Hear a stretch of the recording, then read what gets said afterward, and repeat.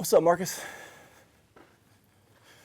Do you think you know what it really takes to be the best hitter possible? Most people think it's mechanics. In fact, the majority of the world that teaches hitting is all about mechanics. I devoted this whole chapter to swing mechanics to show you the rights and wrongs of what hitting mechanics are supposed to do. Everything done mechanically should be done with the purpose of arriving on time and on plane. Arriving on time and on plane is the most important thing you need to know about hitting. It's simple. It's not that simple, but it's a simple process. Arriving on time means the hitter contacting the ball in the right hitting area. Okay, so if the hitter can hit the ball somewhere close to their front foot, whether it's an inside pitch or an outside pitch, we're good. And the hitter consistently hits the ball deep or too far out in front, they're not consistently arriving on time.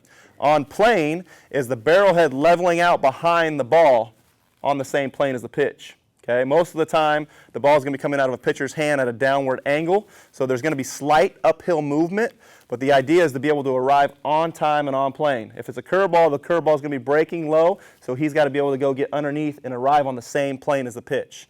If a hitter can consistently arrive on time and on plane, they will be maximizing their true potential at the plate, giving themselves an opportunity to play at the highest level possible. The setup and stance part of the swing could be important, could not be important. The main thing we got to realize as coaches and hitters is we got to let them perform to what feels comfortable for them. What we don't want to do is force them into a certain way of setting up or force them into a certain stance. Let them be who they are, but you actually have to have some kind of conformity of what needs to happen. So the first thing is let them usually start their stance. Marcus obviously likes to be a little bit wider, but start their stance somewhere between their shoulder width and wider. Okay, so he likes to start a little bit wider, which is fine. Their hands need to be somewhere close to their shoulders, whether their hands are a little bit farther back, a little bit here, a little bit up or down, it doesn't really matter. And then they want to be slightly bent in their legs or a little bit more upright. The setup and stance, I would only change it if a player has a problem with something specific in their at-bats or specific weaknesses. So this is the way Marcus sets up. It's a typical kind of overall foundation of what it should look like. But again, let them create their own little swagger and don't be so concerned with conforming them into one specific way of doing it.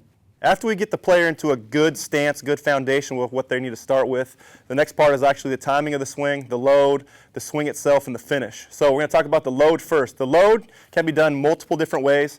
Marcus, back when I used to train him back in the day, used to drop his hands quite a bit and do that. I actually let him do it, but the idea is to get yourself ready to hit. So the performance of the load should be getting yourself rocked back in your back leg a little bit, getting your hands ready to hit. One of the most important things that doesn't happen in the load is the hands getting ready to hit. I see a lot of kids and hitters these days load with their hands really stiff and still. We want to have a little bit of movement with their hands when they load. So a little bit back in their leg, a little bit back with their hands. After we get into the load, we need to focus on the shift, the body weight shift or the stride. This is one of the things that doesn't get taught today too because of the whole stay back approach. As a hitter, we want to be able to load, now get back to where they started, and then stay back right in here. We don't want to have them load back and then stay back. That's a big common misconception that gets taught. So the load happens, then we want to shift. Whether or not a player chooses the stride is completely up to them. After the stride, our hands attack the ball forward, leveling our barrel head out behind the ball. Next thing that happens is the extension part of the swing. Whether the ball's inside or outside, there's going to be two different extension points. Our finish should happen somewhere over their top or their left shoulder, whether the top hand comes off the bat or stays on. Keep it on the bat one time. Finish with both hands. It does not matter. I prefer younger kids to learn how to swing the bat with two hands because it forces them to speed up their barrel head and stay through the pitch longer. But whether they keep their top hand on or take it off does not matter. So the load, stride or shift, extension, finish, that's the basic foundation of what the swing mechanics and how they should operate and what they should do. Remember, each kid is different. What I just showed you right there might be great for Marcus, but it might not be great for somebody else.